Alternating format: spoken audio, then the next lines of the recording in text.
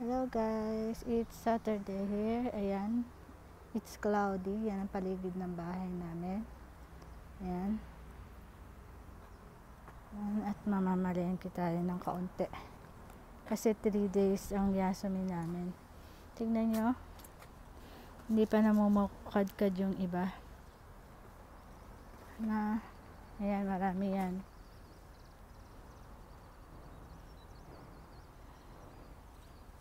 Lakad na tayo.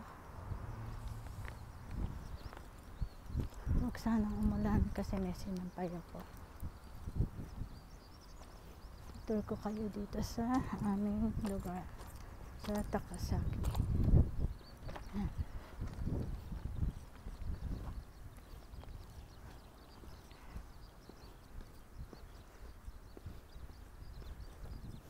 Ginawan ko kasi ng obento yung anak ko. Ay, hindi ko nakunan.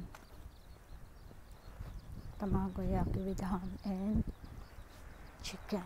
Fried chicken. Yan ang baon ng anak ko ngayon. Magbabaon daw siya.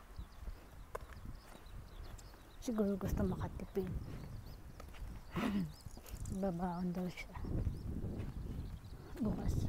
Pwede ko rin siyang gawan. Tsaka, ay, baka umalis kami ng asawa ko bukas. Ito wow, tatayuan ng home Joy design.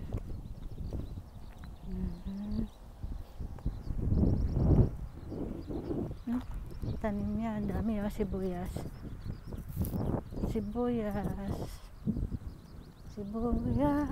kamatis. Patayin ko, baliktadin ko nga ito kasi baliktad yung pagkakaroto.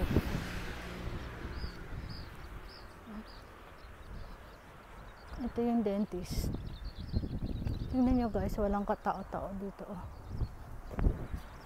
Sa Pilipinas maraming tambay. Tingnan nyo dito, walang tambay. Walang tatambay-tambay dito. Yan din sa Taiwan namin. Yung doon kami kakain minsan, restaurant.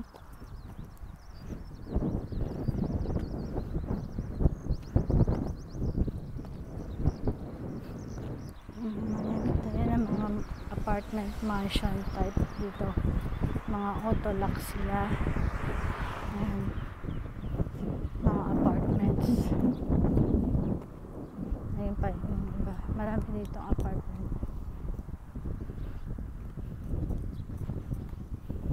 Ang ganda ng panahon.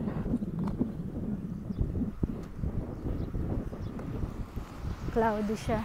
Hindi siya maaraw. Bukas mainit daw. 30 degrees daw bukas. Ngayon around 25. Mahangin kasi. Narinig mo ba yung hangin? Mahangin kasi. Okay lang siya mainit basta may hangin. Nangingitim na naman ako nito sa kakalakad everyday. Pagpasok, pag-uwi.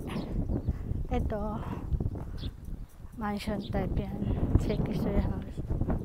Kasi naka-autolock siya talaga. Yung isa apartment talaga lang. Kasi kanya-kanyang pinto. Yung walang gate.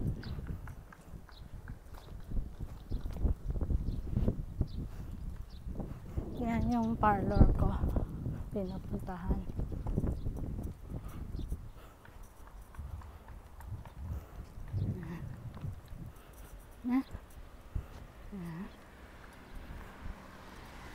Siguro ang ganda maglakad talaga dito, no? Tignan nyo, kaisa-isa lang yung tao.